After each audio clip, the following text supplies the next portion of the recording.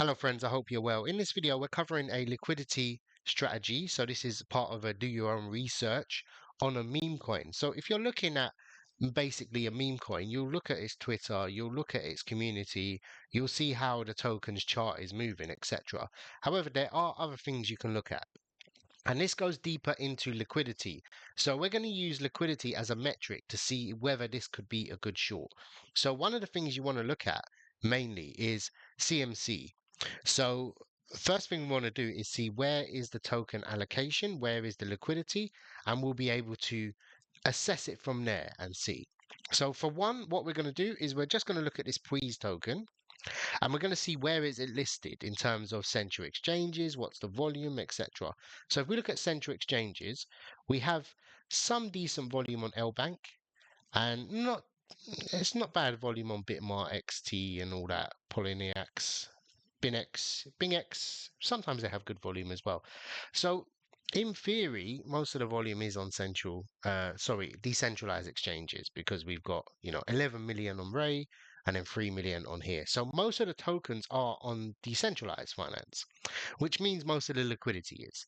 So we've got a liquidity. First thing you want to look at is liquidity to market cap ratio. So we got 1.5 to 43.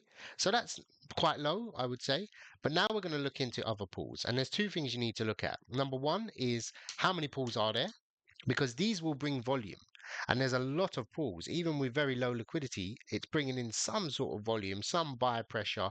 People will arbitrage between the pools.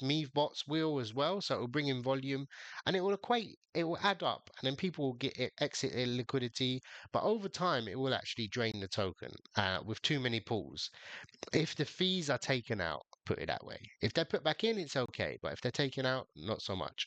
So we're going to look at the two other pools that are the biggest. So we've got one on Orca and we've got one on Meteora. I want to see if there's one on Radium. It's too small. So we'll look at the third one here. So we've got our Orca pool. Now what we're looking at is these are V3 dynamic pools, meaning they have a range. So when you liquidity farm, you'll have a range. So in between here and here, if it drops out of range, all my tokens, all my money will be swapped into Please if it drops, and it will be swapped into Solana if it goes up. This gives me a good indication of how it's doing. So look, there's a lot more tokens. So a lot of these people are out of range, meaning they're holding the token possibly at a loss because they would have brought in or made the pool higher. Chances are they brought in and made the liquidity pool. They might have made it up here and then tried to farm fees, and now they're at a 20-30% loss. Over time, if it keeps falling, these guys will not earn any fees. And in order for them to earn fees, they're going to have to sell these tokens, which will add sell pressure, into the chart.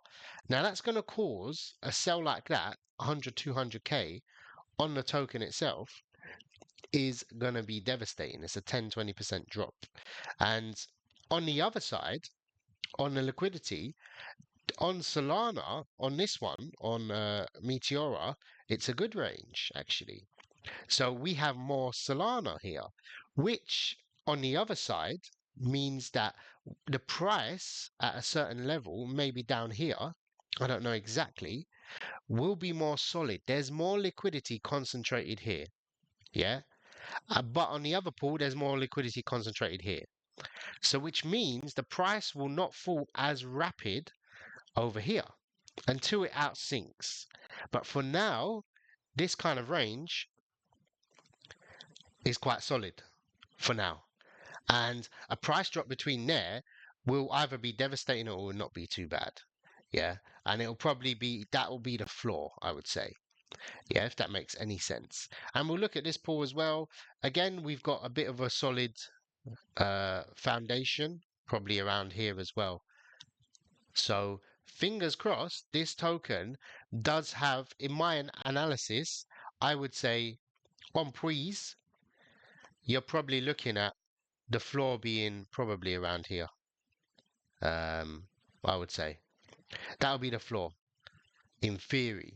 So here would be quite solid. So if it does drop, it will drop to here. If it drops any lower, it'll be devastating. Like a lot of people will be at a loss and they'll have to sell at a loss or hold long term.